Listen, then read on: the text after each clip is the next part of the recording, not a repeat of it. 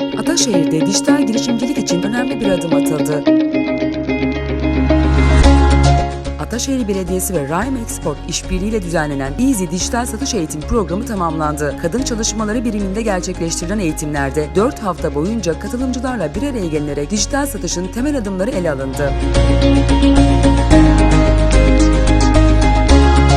Eğitim süresince Easy'de mağaza açma, doğru ürün seçimi, etkili listeleme yöntemleri ve dijital pazarlarda satışın incelikleri konuşuldu. Katılımcılar ayrıca e-ticaret süreçleri, faturalandırma, iade işlemleri ve farklı dillerde ürün listeleme gibi birçok konuda kapsamlı bilgiler edindi. Programı başarıyla tamamlayan katılımcılara sertifikaları takdim edildi.